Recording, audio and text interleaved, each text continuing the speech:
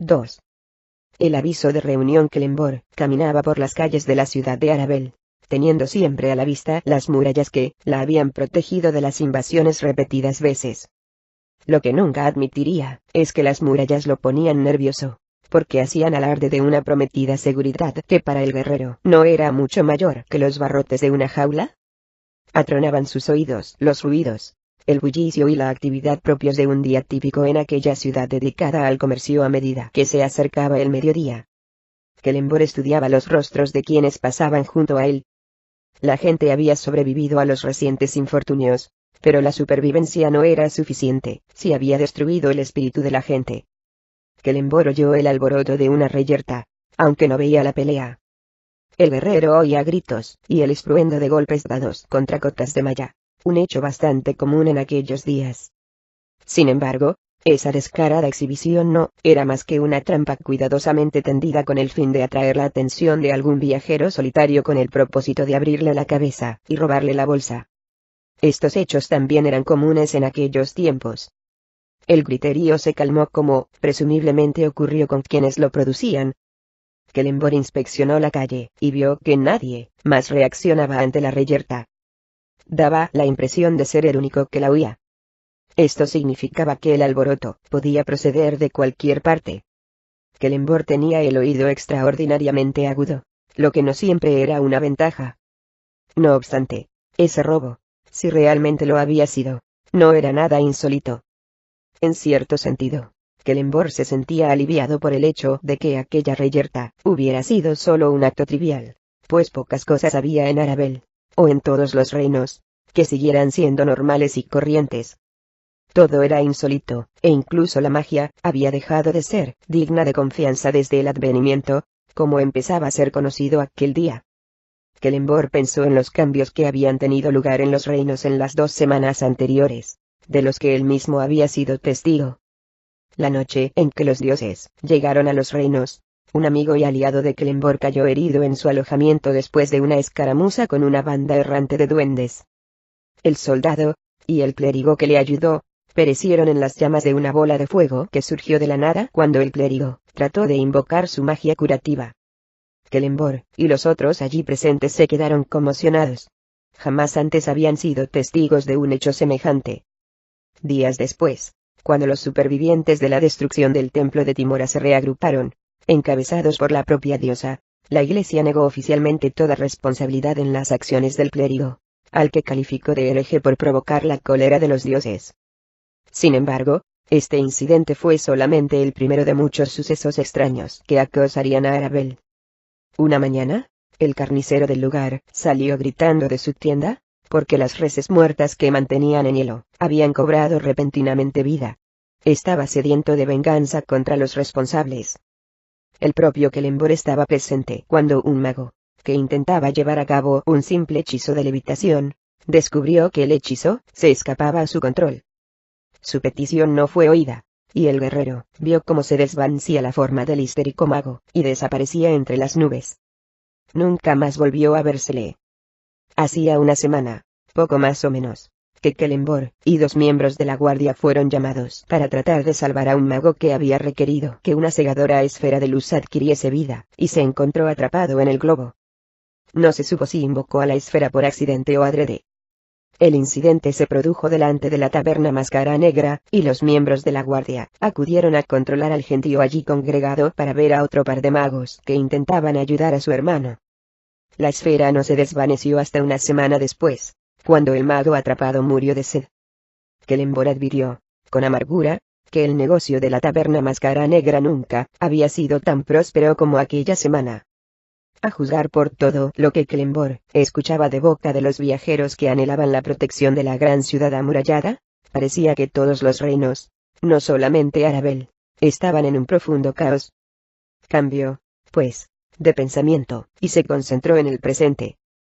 Al guerrero le dolía el hombro derecho, y, a pesar de los ungüentos y los bálsamos que se había aplicado en las heridas, el dolor no cejaba desde hacía ya días. En circunstancias normales, su estado habría mejorado con solo unos cuantos hechizos curativos, pero Kellenborg, después de lo que había visto, no confiaba ya en ninguna magia. No obstante, A pesar de la desconfianza que reinaba por la magia, muchos profetas, clérigos y sabios proclamaban que se había iniciado una nueva era, una época de milagros. Esto se debía a que de repente surgieron un montón de aspirantes anónimos a profetas que afirmaban estar en contacto personal con los dioses que deambulaban por los reinos. Un anciano particularmente fervoroso juraba que Ogma, dios del conocimiento y las ideas, había tomado la forma de Preti, su gato, y comentaba con él asuntos de la más perentoria urgencia. Nadie daba crédito al anciano, pero, en cambio, la mayoría aceptaba que la mujer que había salido de las llamas producidas a raíz de la destrucción del templo de Timora en Arabel era la diosa en forma humana. De pie en medio de las llamas, la mujer había hecho gala del poder de unir las mentes de cientos de sus seguidores en un solo instante, permitiéndoles compartir unas visiones que solo un dios podría haber presenciado. Kelembor había pagado la entrada para ver el rostro de la diosa, pero no observó nada notable. Dado que no formaba parte de la grey de Timora, no se molestó en pedirle a la diosa que curase su herida. Estaba completamente seguro de que le habría hecho pagar una cantidad adicional si lo hacía. Además, el dolor haría que a Kelembor le resultase más difícil olvidar que cuando Ronglat, el caballero siniestro, incrustó la claveteada masa en su carne, hirió también su orgullo más que su propio cuerpo.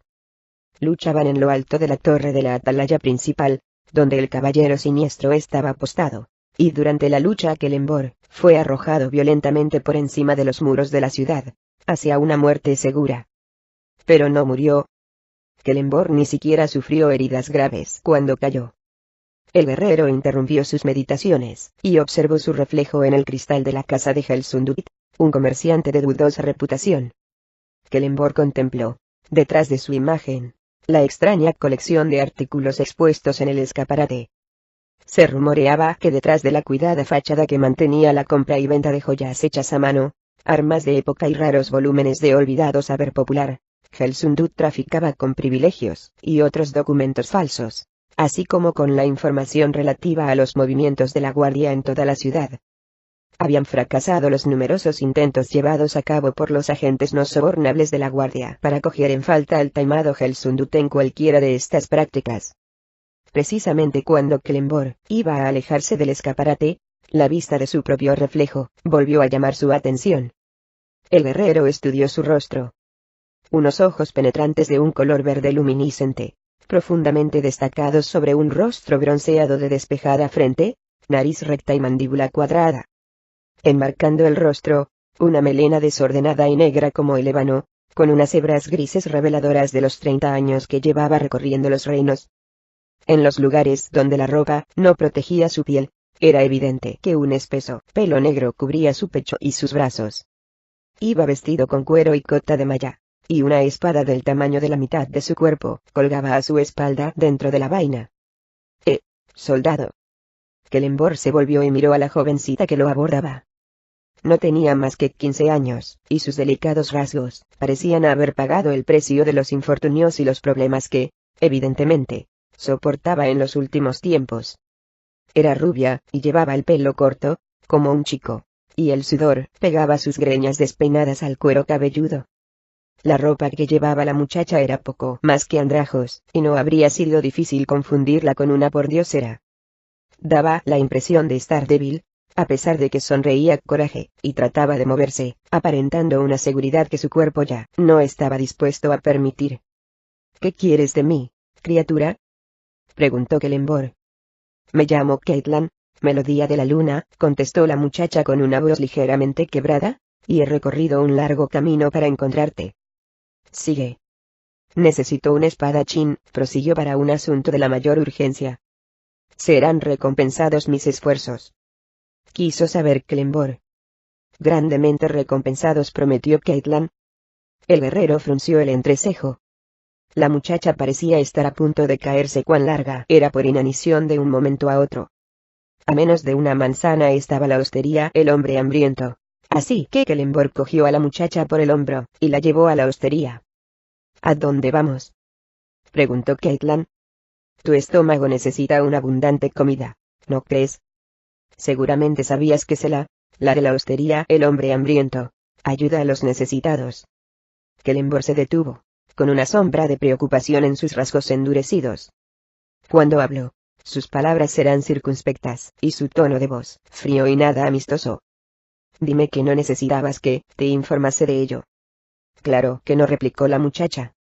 Kellenborg no se movió. Su inquietud no menguó. No necesitaba que me lo dijeses. No me has hecho ningún favor. Está bien, dijo él, y volvió a emprender el camino hacia la hostería. Caitlin se dejó llevar, consternada por el extraño intercambio de palabras que acababa de producirse. Pareces inquieto.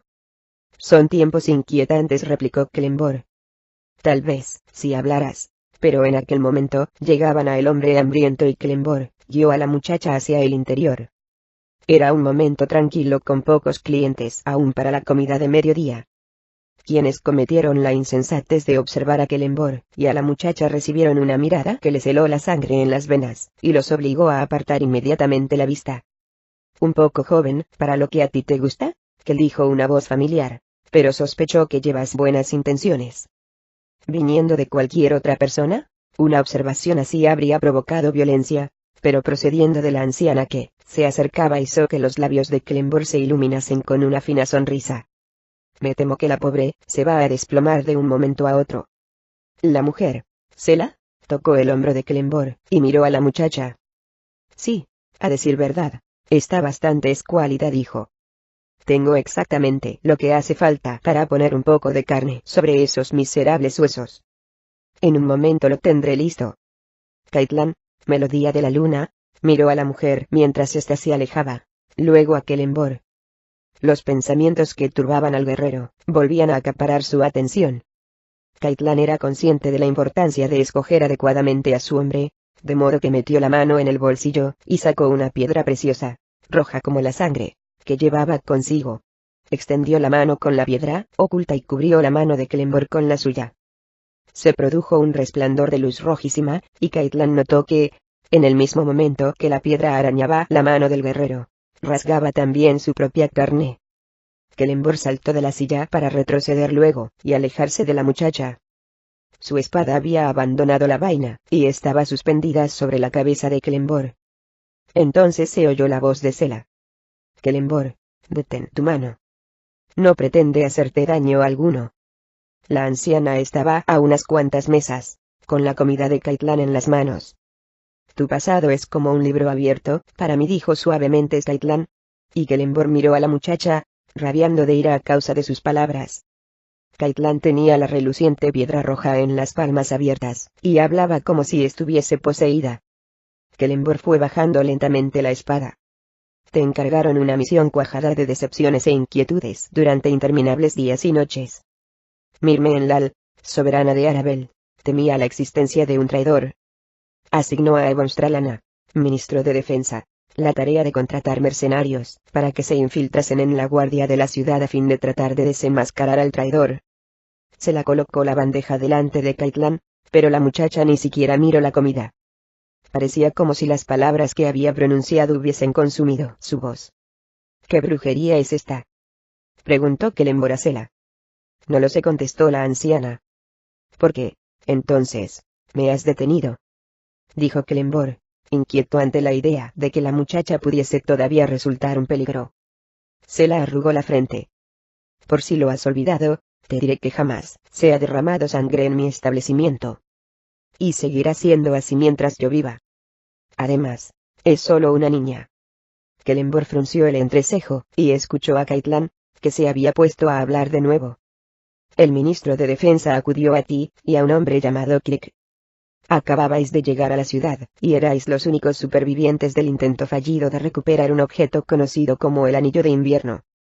Se temía que el traidor estuviera al servicio de quienes conspiran para hundir la economía de Arabel mediante el sabotaje de las vías comerciales, y, en general, desacreditando a Arabel como ciudad vital de los reinos. Comillas angulares derechas. Con la ayuda de Crick y otro hombre, encontrasteis al traidor, pero él logró escapar, y ahora, la ciudad está tan temerosa como recelosa. Te culpas de ello, y ahora trabajas duramente como un guardia normal y corriente, dejando que tu talento para la aventura languidezca infructuoso. La piedra dejó de brillar, y adquirió el aspecto de una piedra común de jardín. Caitlin suspiró. Kelembor pensó en la criatura de hielo que custodiaba el anillo de invierno. Él no movió un dedo cuando la criatura heló la sangre de sus compañeros y sus gritos se ahogaron bruscamente cuando el hielo agarró sus gargantas. Sus muertes habían comprado el tiempo que Kelembor y Kirik necesitaban para escapar. El primero en saber del anillo había sido Kelembor, y era él quien había organizado la expedición para recuperarlo, si bien había cedido el liderazgo a otro. Mi talento para la aventura, comentó Kelembor con desprecio. Han muerto hombres por culpa de mi presunto talento. Hombres buenos. Cada día mueren hombres, Kelembor.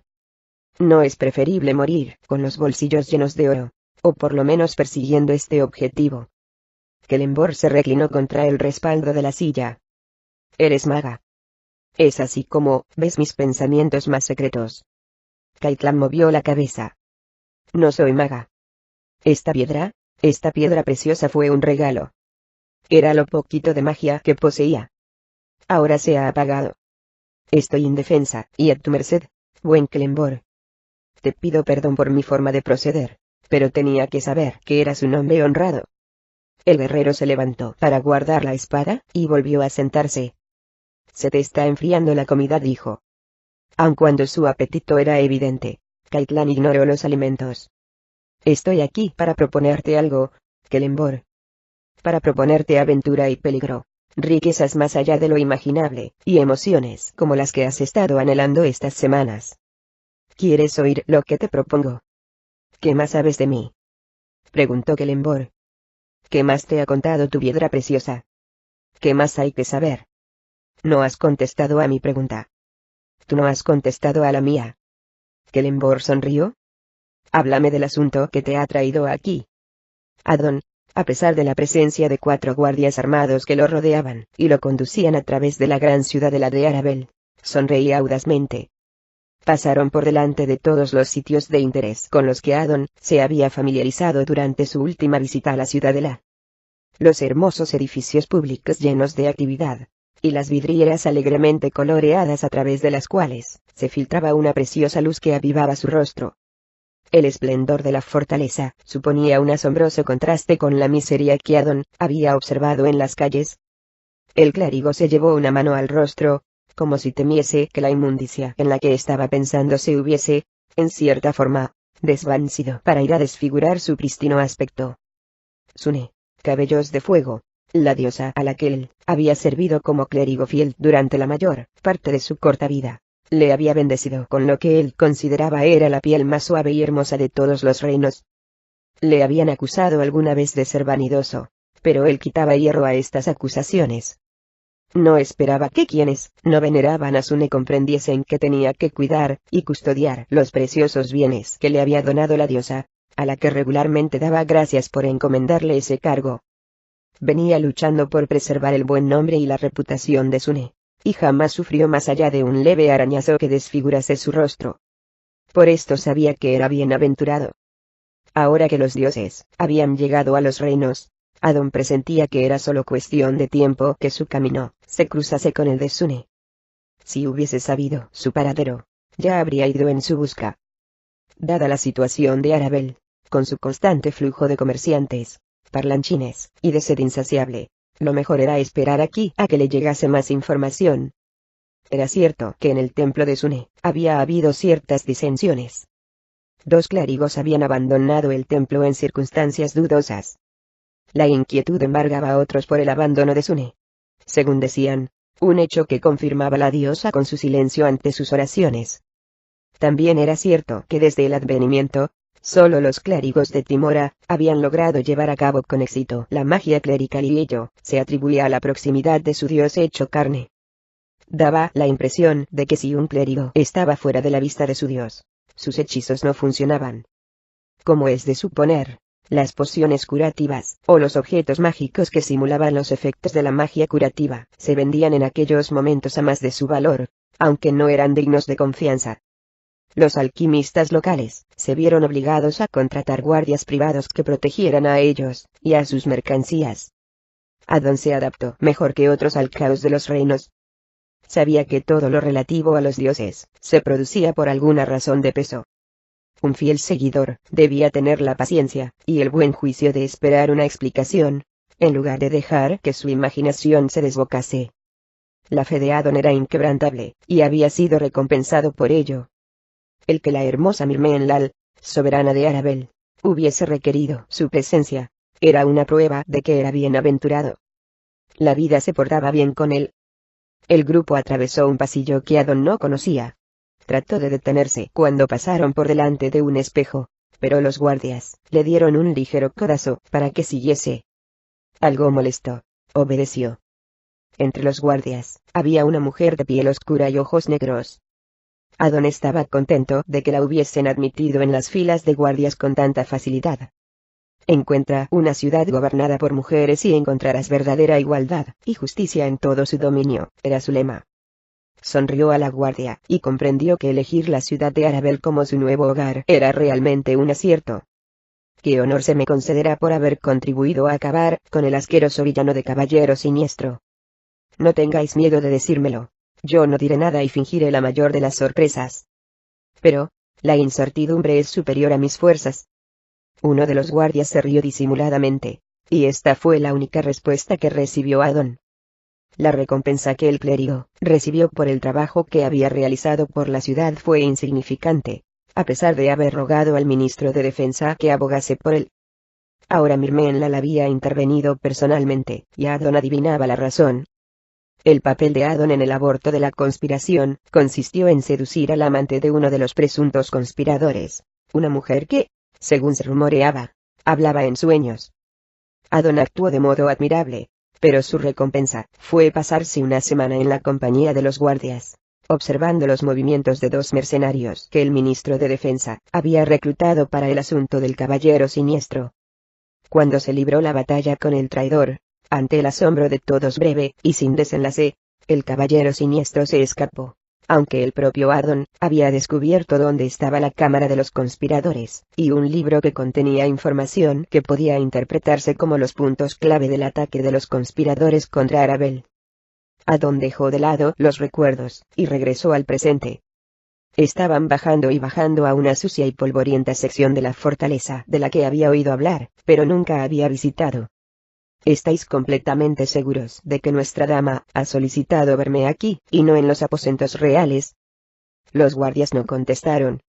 La luz se convirtió de pronto en un precioso lujo muy escaso. Oyó ruido de ratas, corriendo por el pasillo, y detrás de él el chirriar de las puertas, macizas que se cerraban de golpe.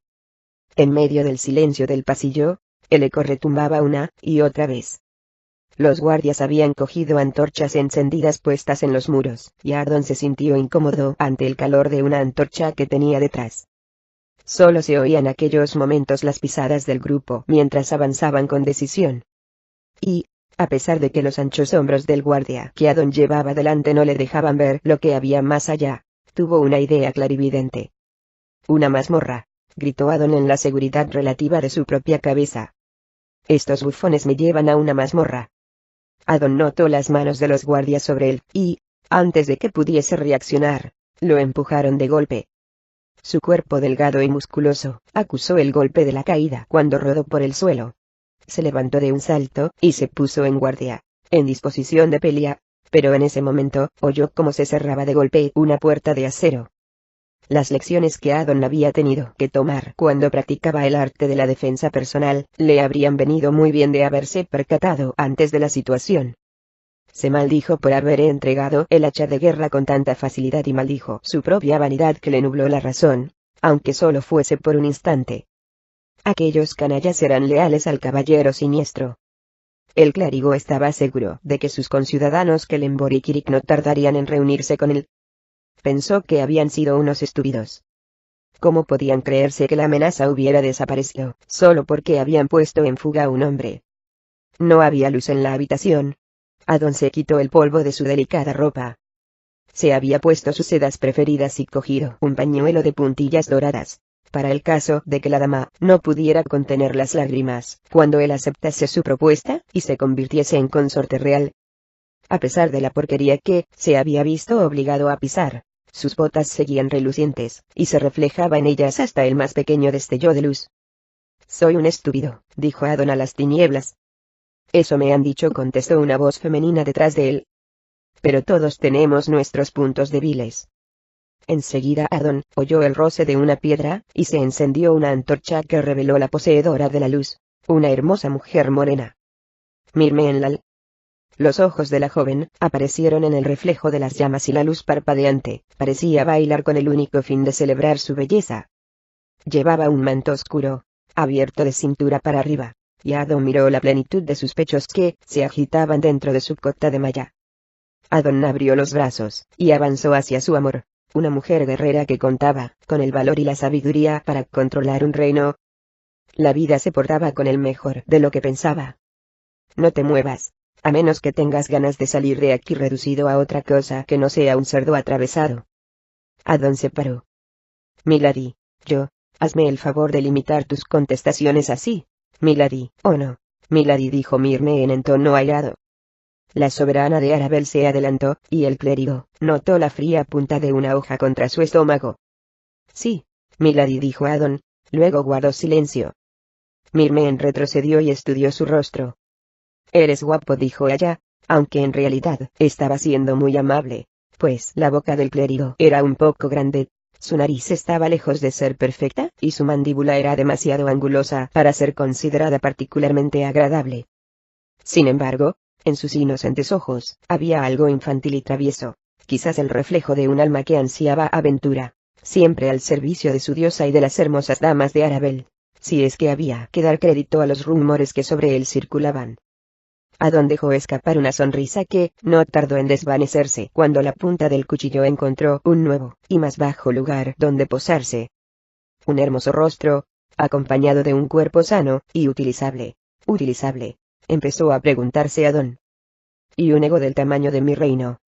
Cuando Mirmen le gritó, con la antorcha peligrosamente cerca de su rostro, Adon retrocedió. El clérigo notó la frente bañada de sudor. No es así. El clérigo tragó saliva. Sí, Milady. Y no has sido tú quien ha estado jactándose todos estos últimos días de que me llevarías a la cama antes de que finalizase el mes. Adon guardó silencio. No importa. Sé que es así. Y ahora, escúchame, estúpido. Cuándo y cómo decido tomar un amante es asunto mío, y solo mío. Así ha sido, y así será. Adon se preguntó si no le estaría chamuscando las cejas. Me habló de Tilad Tesaril, bruma de la estrella vespertina, antes de que yo permitiese que te establecieses en Arabel. Llegué incluso a considerar que tu talento a la hora de obtener información, valiéndote de intrigas, podía ser valioso, y en esto has demostrado ser de utilidad. El clérigo pensó en los lechosos hombros de Tesaril, en el suave y perfumado cuello, y se preparó a morir. Pero desde el momento en que has volcado tus asquerosas fantasías en Mirmen de Arabel, solo puede haber un castigo adecuado. Adon cerró los ojos, y esperó lo peor. El exilio, dijo ella. Mañana a mediodía, tienes que estar fuera de mi ciudad. No me obligues a enviarte a mis guardias.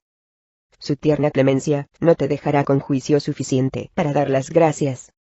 Adon abrió los ojos con el tiempo justo de ver la espalda de Mirmen cuando salía de la celda, demostrando con ello un desprecio olímpico y una altanería como Adon no había visto jamás.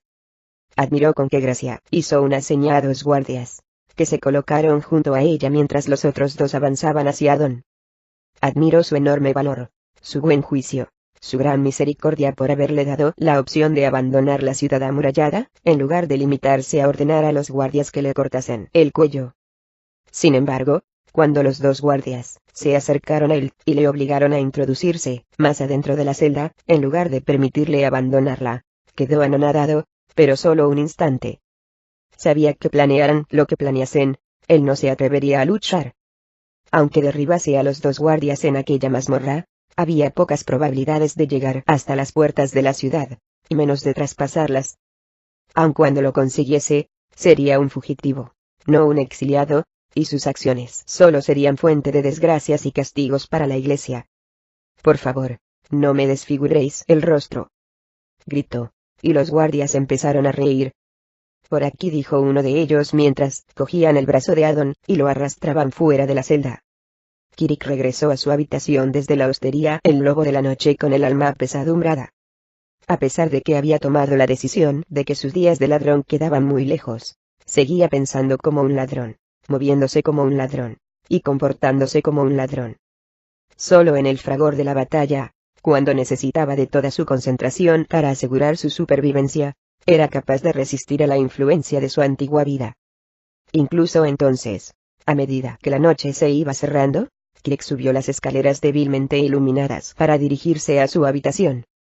Solo un agudo observador habría sido capaz de detectar alguno de los ruidos producidos por la sombra de un hombre, delgado y de pelo corto, que se dirigía ágilmente hacia el rellano del segundo piso.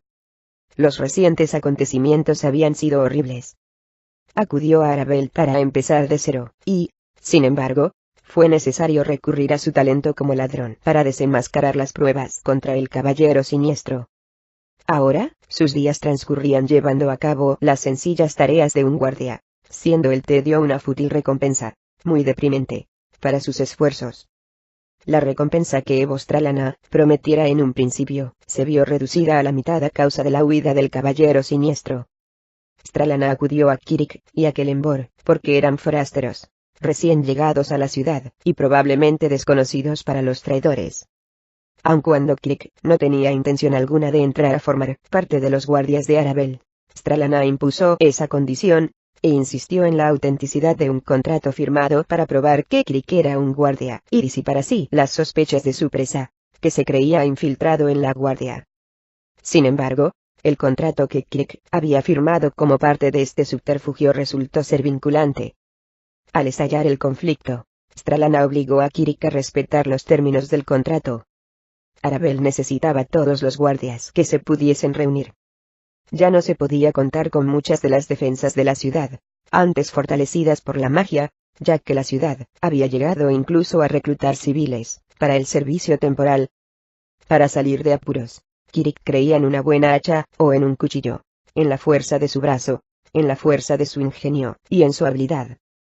Eran ya muy pocos los que en el curso de las últimas semanas seguían creyendo únicamente en el poder de la magia. También para Kirik era inquietante la presencia de los dioses en los reinos. Como desafío a Kelenbor, su compañero de infortunios en el fiasco del caballero siniestro, Kirik visitó el derruido templo de Timora, y pagó el precio de la entrada para disfrutar de la presencia de la deidad recientemente instalada en Arabel. Aunque Kirik se había prometido considerar aquel acontecimiento con una visión optimista, la diosa leyó inmediatamente su pensamiento. «¿Tú no crees en mí?», dijo Timora con un tono de voz desprovisto de sentimiento. «Yo creo en lo que mis sentidos ponen en evidencia», replicó Kirik con franqueza.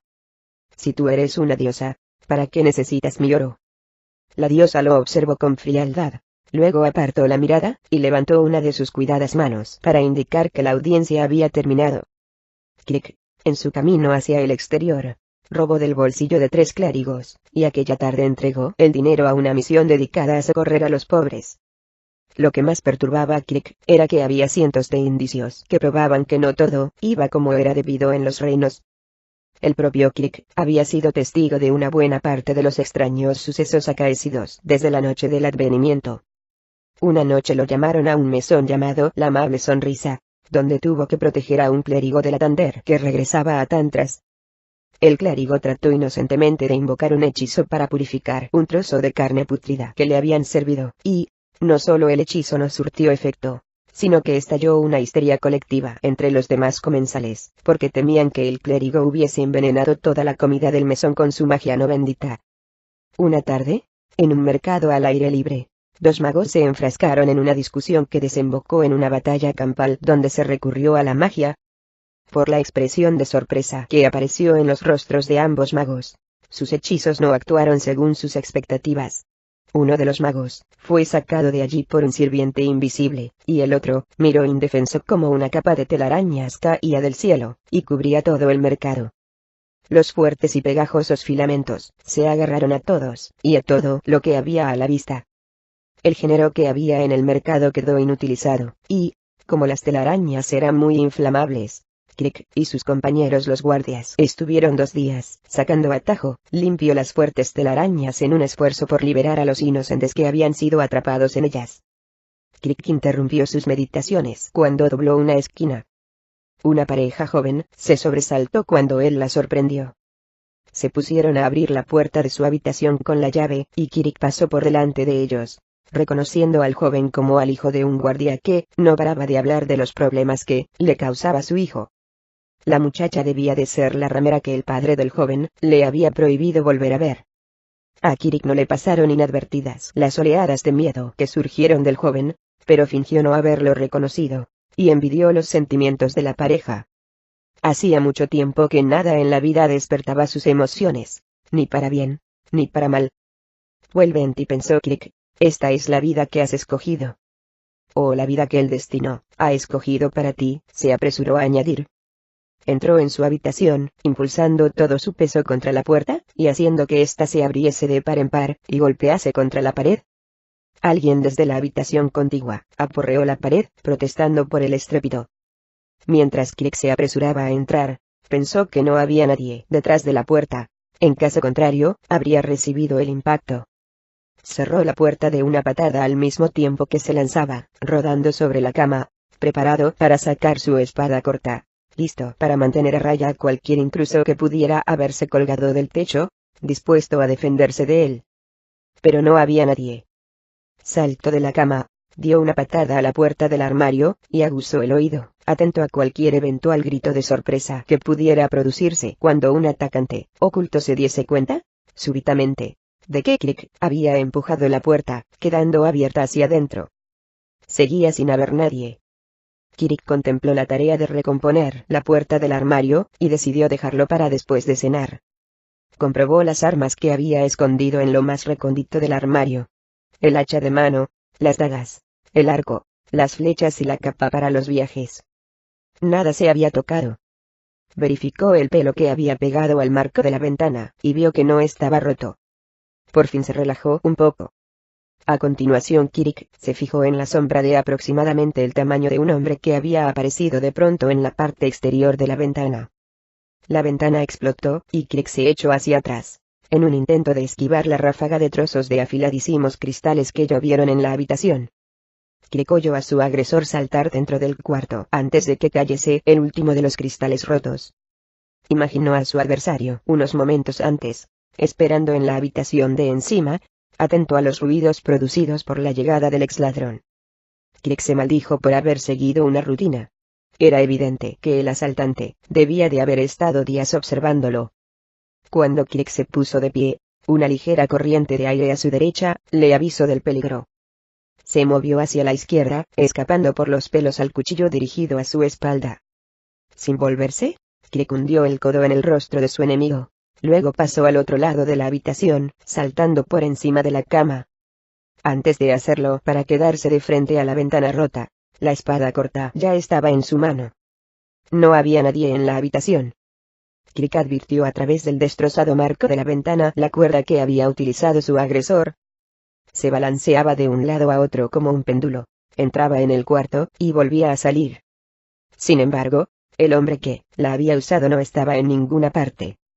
Una ráfaga de aire volvió a ponerlo sobre aviso, y se movió rápidamente. En la pared que había junto a él, vio materializarse una daga. Invisibilidad, observó con calma. Sin embargo, algo no encajaba.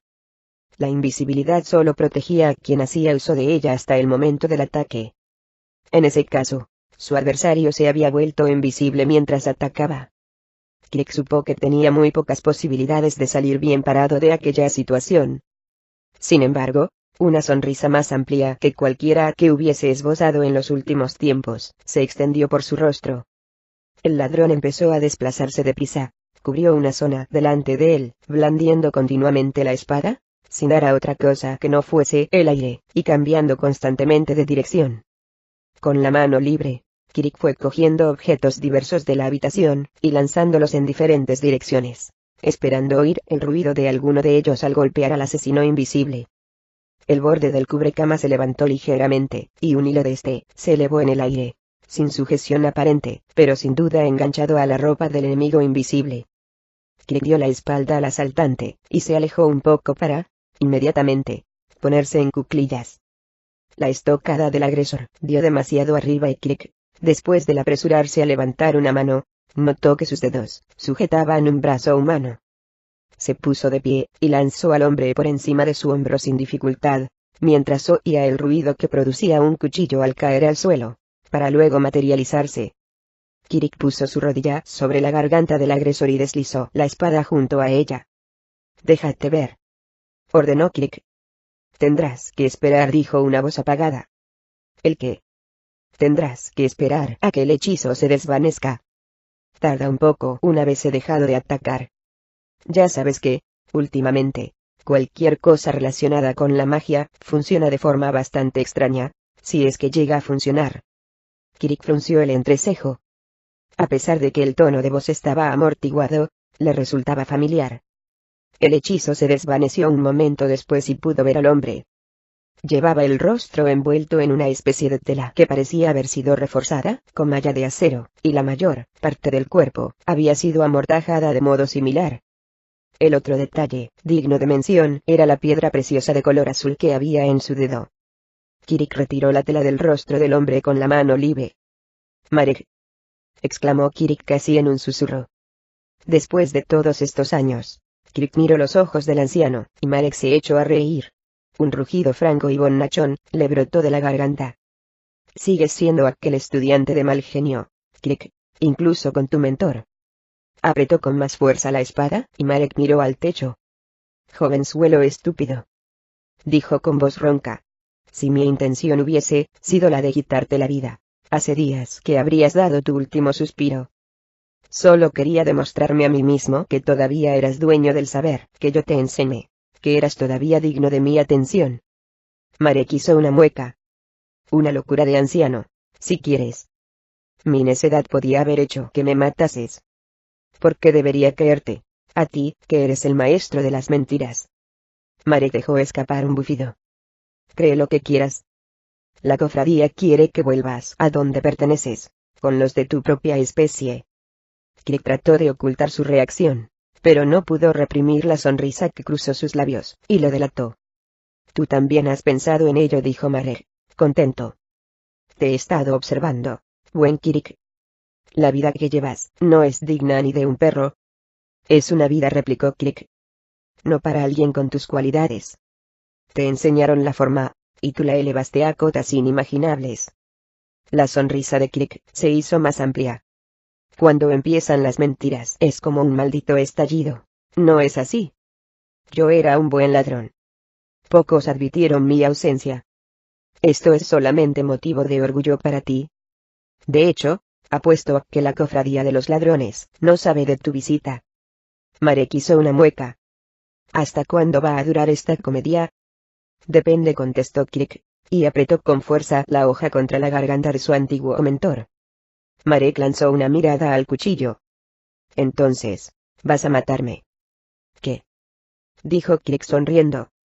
«¿Y malgastar así el cortante filo de mi espada con alguien como tú?» «No, creo que Arabel sabrá servirse de tu talento. Es posible que hasta obtenga una comisión decente en el juicio. ¿Te desenmascararé?» «Para entonces ya me habré marchado», repuso Kirik. «Además, nadie te creerá, y, si así fuese, tampoco se molestarán en ir a buscarme. No es frecuente que nosotros, los de nuestra ralía, seamos muy solicitados una vez nuestros secretos han dejado de serlo». «Vendrán otros», replicó Marek. «Véndeme como esclavo y vendrán otros». «¿Preferirías que te matase?» «Sí». «Razón de más para no hacerlo», dijo Kirik. A continuación se levantó, y se apartó de Marek, dando así por finalizado el juego. «Te enseñé demasiado bien», comentó Marek, que luego se levantó para ponerse frente a su antiguo alumno. «La cofradía de los ladrones volvería a contratarte, Kirik. Aunque ni siquiera hayas intentado quitarme el anillo». Marek guiñó un ojo. «Se lo robé a un brujo, junto con un montón de cosas que tenía escondidas, y que no tengo intención alguna de comprender». Llamaron a la puerta. «Sí», gritó Kirik, sin apartar los ojos de Marek más que un instante. Kirik oyó un crujido de cristales. Cuando volvió la vista, Marek no estaba ya delante. Kirik corrió hasta la ventana, y lo vio abajo en la calle. Parecía que el anciano estuviese desafiándole a que lo siguiera. La llamada a la puerta se repitió. Kelenbor y Ardon quieren que te reúnas con ellos en el Orgullo de Arabel cuando te vaya bien. ¿Cómo te llamas? Tensil Durmond, de los mercenarios de Yardon. Espera un momento, buen Tensil, y te daré una moneda de oro. Ven con nosotros, gritó Marek desde la calle. En caso contrario, antes de 15 días te habrás quedado sin la insignificante vida que llevas entre los trabajadores. Soy capaz de desenmascararte para conseguir lo que quiero, Krieg. Recuérdalo. Lo recordaré, repuso Krieg suavemente. Luego se volvió, y se dirigió a la puerta. Siempre me acuerdo. Krieg abrió la puerta al muchacho, e ignoró la expresión abobada de su rostro cuando vio la ventana rota, y las evidentes señales de una reciente lucha en la habitación.